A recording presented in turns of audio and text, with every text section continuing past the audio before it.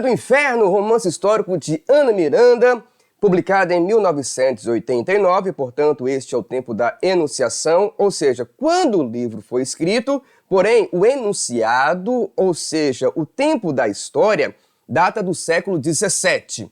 A partir de um fato histórico, o assassinato de Francisco Teles de Menezes, em 1683, a Ana Miranda vai reconstruindo a história a partir do olhar de dois personagens, os dois principais autores do barroco brasileiro, Padre Antônio Vieira e Gregório de Matos, que é o Boca do Inferno, por isso o título Boca do Inferno.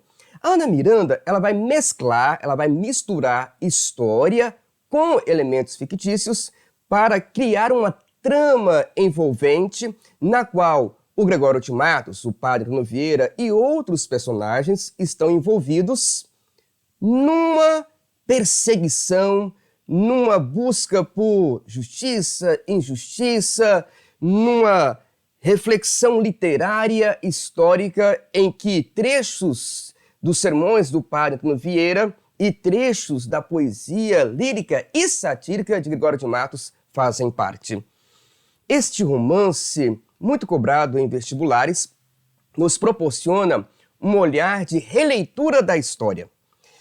Na Universidade de Campo Grande foi cobrada uma questão sobre o romance Boca do Inferno. Vamos comentar aqui esta questão. Mas antes, não se esqueça de se inscrever no nosso canal e acompanhar as nossas postagens. Se você vai realizar um vestibular em que esta obra será cobrada, no final eu vou te passar como ter acesso a um caderno de questões e também uma análise objetiva desse romance. Vamos lá então para a questão? Então, estamos aqui, uma questão de Campo Grande, da Faculdade Federal de Campo Grande. É uma questão bem objetiva, pede para você marcar a afirmação correta sobre o romance de Ana Miranda, Boca do Inferno.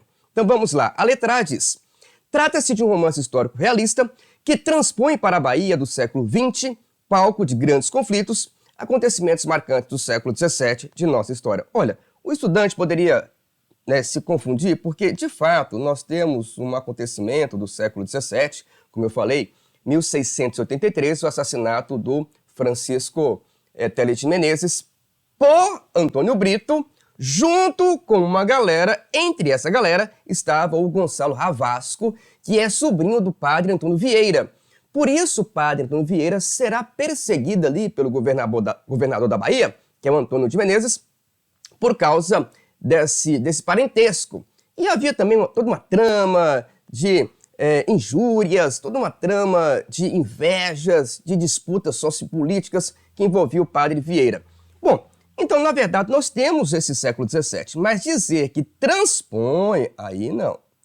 Essa afirmação aqui que transpõe um acontecimento aqui do século XVII para o século XX não ficou interessante. A narrativa é toda focada lá no século XVII. Através de um jogo intertextual, a autora lança mão de personagens como os escritores barrocos Padre Vieira e Gregório de Matos, os maiores responsáveis pela conspiração contra o rei de Portugal. Gente, estava indo tudo bem. Até aqui a questão ficaria interessante. Mas dizer que eles foram os maiores conspiradores do rei de Portugal, aí não. Aí não está errado. Tá bom? Letra C.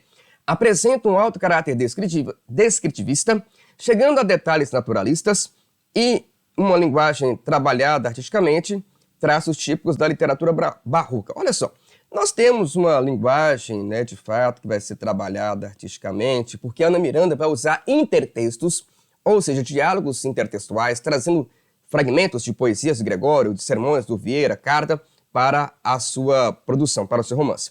Agora, dizer que chegando a detalhes naturalistas, isso aqui não tem.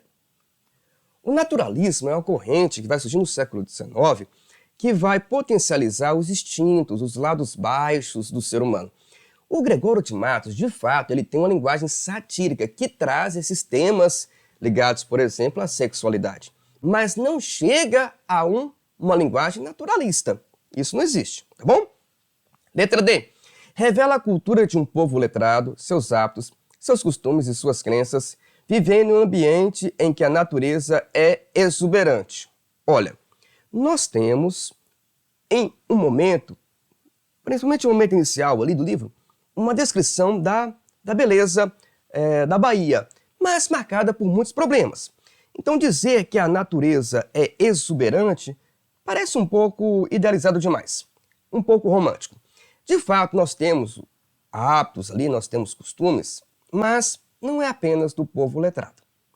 Nós temos toda uma gama de personagens de condições sociais diferenciadas. Inclusive, obviamente, a representação de escravizados. Então, a letra D não traz uma informação 100% correta. Agora, sobrou a letra E, obviamente, tem que ser a resposta, né? Nós vamos até já marcar ela aqui. Traz uma certa oposição entre o espaço físico, representado pela beleza natural da Bahia, e o espaço político-social, representado pelos acontecimentos sanguinolentos ocorridos na região. Sim, essa questão sanguinolenta aqui, ó, o assassinato mais importante, né, o tema, digamos assim, o ponto de partida vai ser o do Francisco Teles de Menezes. E nós temos uma série de perseguições, também nós temos uma série de outros conflitos sanguinolentos ao longo do romance. Então, o gabarito tem que ser a letra E. Essa palavrinha aqui é importante, ó, oposição. A literatura barroca ela é marcada por antítese, ela é marcada por paradoxos. Então, oposições, esse jogo de palavras, estará presente no romance como um espelhamento da literatura barroca do Gregório de Matos e o padre Antônio Vieira. Então, portanto, está aqui o comentário da questão federal de Campo Grande, gabarito letra E. Você vai realizar um vestibular, um concurso em que esta obra da Ana Miranda será cobrada, Boca do Inferno? É importante que, além de você se deleitar com o romance, que você leia uma análise, que você leia uma resenha, de forma bem objetiva para guiar a sua leitura. Nós preparamos esse material para você. É só acessar o link aqui na descrição para você ter acesso a um texto bem objetivo para você se preparar. Além disso, é fundamental que você resolva questões, que você treine exercícios sobre a obra da Ana Miranda. Nós também temos questões inéditas e exclusivas para você se preparar bem. Também é só acessar o link na descrição. Se inscreva no nosso canal, acompanhe as nossas postagens, ative o sininho. Eu estou à disposição para lhe ajudar nas suas veredas literárias. Eu deixo aqui os meus abraços genuínos.